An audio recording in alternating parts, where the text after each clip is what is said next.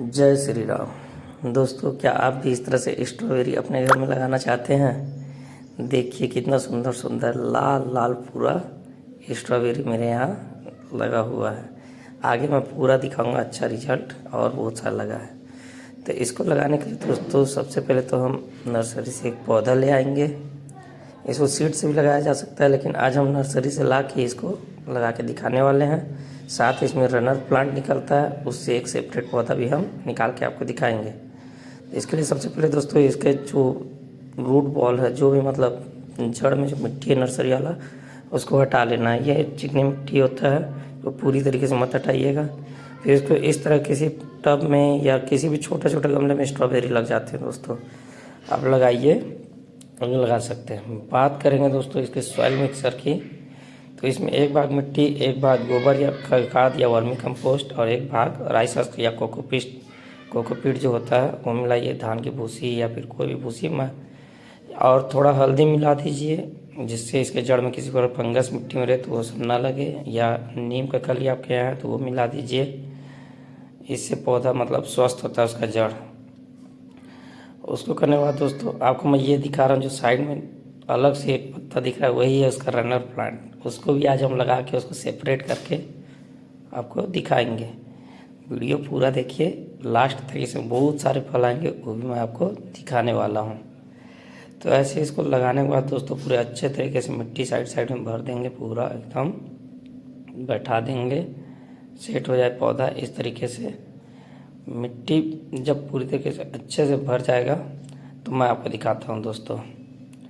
ये देखिए इस तरीके से पूरा इसको सेट कर देना, पूरा अच्छे से मिट्टी चारों साइड से भर देना। जड़ पूरा मतलब जहाँ तक जड़ वहीं तक रखना है दोस्तों, ऊपर का हिस्सा खुला छोड़ना है ताकि वहाँ से नया पत्ता नया फूल फल निकले। उतना करने के बाद फिर इसका रनर प्लांट को किसी एक पॉली बैग में इस तरह से लगाना है दोस्तों। ये मैं दिखाता हूँ। देखिए इसका जो रनर प्लांट होता है उसमें छोटा छोटा जड़ निकला रहता है, उसको इस तरह से लगा करके किसी पॉली बैग में साइड में या किसी छोटा मोटा गमला में लगा करके तो इस तरह पिन से दबा दीजिए। इसी से हम नया पौधा सेपरेट करेंगे। कोशिश कीजिए आप नर्सरी से जब पौधा लाते हैं तो वो मेच्योर प्लांट लेकर के आइए, क्योंकि ये रनर प्लांट जो होता है मेच्योर पौधा से ही निकलता है, जो नया नया पौधा होता है उससे नहीं निकलता है। और इसी से स्ट्रॉबेरी का पौधा लगाना आसान होता है।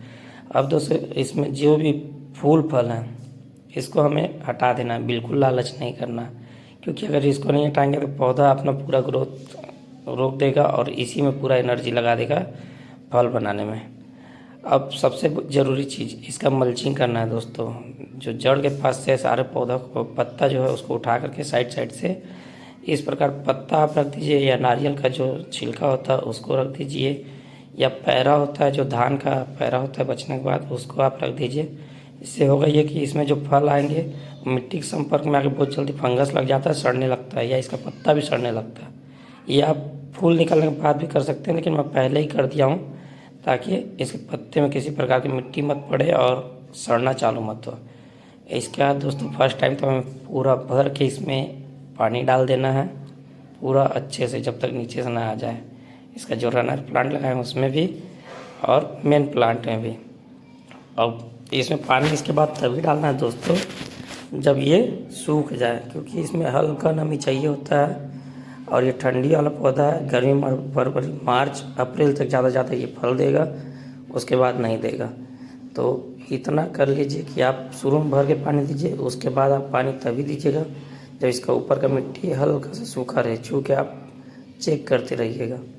उसके पहले पानी मत दीजिएगा दोस्तों, नहीं तो ये बहुत जल्दी सड़ता भी है। पत्ते में पानी तो दीजिएगा ही मत, मेरा चले गया है, लेकिन दिन में पानी दे रहा हूँ तो ये सूख जाएगा कुछ देर में। शाम के टाइम अगर पत्ते में पानी देते हैं तो इसका पत्ता सड़ना चालू हो जाता है, इसलिए पत्ते को बचा कर। अब ये देखिए दोस्तों ये पूरी तरीके से तैयार है। अब इसको हम किसी भी सेमी साइड एरिया में रख देंगे, क्योंकि अचानक से इसको रिपोर्ट करके डायरेक्ट सनलाइट में रखेंगे तो ये स्ट्रेस में चले जाएगा। तो सेमी साइड एरिया में इसको रखेंगे दोस्तों 3-4 दिन तक। जब देखेंगे हल्का फुल्का इसमें ग्रोथ दिख रहा है या स्टेबल हो गया, पौधा नहीं मरा है, तो इसको आप जनवरी तक तो फुल सनलाइट में रखिए, 15 फरवरी तक फुल सनलाइट में रखिए, उसके बाद नहीं दोस्तों। अब ये है दोस्तों उसके लगभग 20 दिन बाद का रिजल्ट। जिसमें मैं सरसों खली का लिक्विड फर्टिलाइज़र डाल रहा हूँ। ये कैसे बनता है तो इसका मैं एक वीडियो अपने चैनल पर डालने वाला हूँ बहुत जल्दी, सरसों खली का लिक्विड फर्टिलाइज़र, वो आप ज़रूर देखिएगा दोस्तों। इससे पौधे में धीरे धीरे ग्रोथ आना चालू होगा। मतलब आप ऐसे भी ग्रोथ देख रहे हैं 15-20 दिन में ही, 20 दिन में ही इतना अच्छा ग्रोथ है। अब इससे बूस्ट मिलेगा पौधे को, जो मैं लास्ट में आपको दिखाऊंगा कितने सारे फल फूल आया है। तो ये देखिए, अब इसका सारा मल्चिंग को मैं हटा दिया हूँ, ये दिखाने के लिए आपको कि कितना सारा इसमें फल फूल आया है, कितना सारा वही फूल चल के आगे चल के फल में कन्वर्ट होता है। इसका जड़ के पास देखिए कितना सारा पौधा आ रहा है। इसको मैं सेपरेट किया हूँ, जो बोला सेपरेट करूँगा उसको काट देना है दोस्तों, क्योंकि उसमें वो जो 2 पत्ते दिख रहे थे वो पुराना पत्ता गल चुका था, ये नया पत्ता है जो रनर प्लांट का मैं उसमें पॉली बैग में दिखाया। फिर इसको दोबारा इसी तरीके से मल्चिंग कर देना है जैसे शुरू में बताया था, क्योंकि इस स्टेज में मल्चिंग नहीं करेंगे तो इसका जो फल है मिट्टी के संपर्क में आके फंगस पकड़ लेता है, सड़ने लगता है या बढ़ने नहीं देता है। तो इस तरह से रख के सारे फल को ऊपर रख देंगे जिससे मिट्टी उस पर ना पड़े। और फिर इसमें पानी, जैसे मैं बताया हूँ कि नमी बना के रखना, पानी डाल देना है। मल्चिंग का 2-3 फायदा है कि फरवरी के बाद जो हल्का फुल्का गर्मी में बढ़ता है तो इसमें नमी बना रहता है। ये नहीं कि हमें दिन भर में 2-3 बार पानी डालना है। ये नमी का पसंद करने वाला पौधा है, लेकिन एकदम ज़्यादा नमी भी नहीं रहना चाहिए, नहीं तो पौधा सड़ने भी लगता है। तो इसलिए मल्चिंग करके रखिए, ज़्यादा सही रहेगा। अब ये दोस्तों देखिए, एक महीने लगभग 35 दिन बाद का रिजल्ट है। ये कितना सारा फल आ रहा है, इतना सारा फूल है, नीचे से इतने सारे ब्रांचेस आ रहे हैं।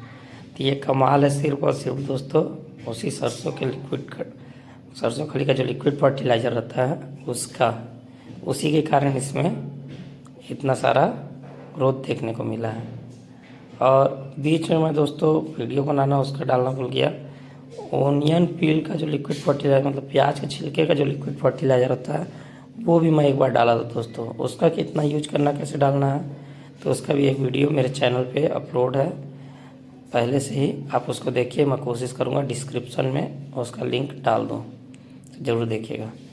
अब ये जो रिज़ल्ट आपको मैं दिखा रहा था 35 दिन बाद का है, इतने सारे फल आए हुए हैं। और इसमें हमें रेगुलर उसी तरीके से वाटरिंग करना है, किसी तरीके का और कोई सूखा खाद तो आप डालिए ही मत, भूल जाइए अब सूखा खाद को, क्योंकि ये सारा कमाल जो है लिक्विड फर्टिलाइज़र का है। सूखा खाद आप शुरू में एक बार जो डालते हैं, गोबर का खाद या वर्मी कंपोस्ट सॉइल मिक्सचर बनाते समय, वही काफ़ी होता है। बाकी इसमें जो ग्रोथ दिख रहा है दोस्तों ये सब लिक्विड फर्टिलाइज़र का है। और इतना सारा जो फल भी दिख रहा है ये उसी का कमाल है दोस्तों। अभी और आएगा, बहुत अच्छा फल इसमें आएगा। ये तो अभी स्टार्टिंग में आप लोगों को दिखा रहा हूँ कि यहाँ से इसमें फ्रूटिंग चालू हुआ है। ये 35 दिन के बाद का, पकने के बाद देखिए उसके एक बार फल बड़ा हो जाता है तो पकने में बहुत जल्दी पकता है। यह है कि आधे दिन के धूप में इसको रखिए, कम से कम आधा टाइम का धूप लगे इसको, फुल सनलाइट में यहाँ से मत रखिएगा, नहीं तो पौधा ख़राब होता है। जो फल है वो बहुत जल्दी मतलब बढ़ नहीं पाता, उससे पहले ही पक जाता है, जिससे उतना टेस्ट नहीं। फल को बढ़ने का टाइम दीजिए। खाने में एकदम मस्त स्वादिष्ट लगा दोस्तों, खट्टा मीठा एकदम पका हुआ। आप देख सकते हैं मैं हार्वेस्टिंग करना चालू कर दिया था यहाँ से 2-4 टमाटर इस दिन तोड़ा था। और ये है दोस्तों उसके लगभग 45 दिन बाद का रिजल्ट। आप देखिए कितना सारा बॉर्डर, कितना लाल है एकदम। मैं 2-3 ठो तोड़ भी चुका हूँ इसमें से, और ये अभी और बढ़ ही रहा है, इसमें ग्रोथ हो ही रहा है। तो इस तरह से स्ट्रॉबेरी लगाना कोई मुश्किल काम नहीं है। एक पौधे से 2 पौधे लगाना अगले सीजन, और इसको अगले सीजन के लिए आप सेव भी कर सकते हैं दोस्तों। यहाँ से हम इसको सेमी शेड में रख देंगे, सुबह का धूप लगेगा। तो पहले तो अभी ये मार्च तक लगभग मेरे को बहुत सारा फ्रूट्स देगा, लेकिन उसके बाद फिर मैं इससे सेव करके रख दूंगा अगले साल के लिए। बरसात में फिर इसका मल्टीप्लाई होगा, बहुत सारा प्लांट निकलेगा, जिसको मैं अलग अलग करके अलग अलग टब में लगाऊंगा। तो ये देखिए, फिर मैं आज 2-3 ठो हार्वेस्ट किया था। मतलब एक गमले से इतना सारा हार्वेस्ट हम कर सकते हैं, तो फिर क्या ही बात है दोस्तों। तो स्ट्रॉबेरी लगाना कोई मुश्किल काम नहीं है। अगर आप भी लगाना चाहते हैं तो ज़रूर लगाइए, और वीडियो से कुछ सीखने को मिला तो हमारे वीडियो को लाइक कीजिए, चैनल को सब्सक्राइब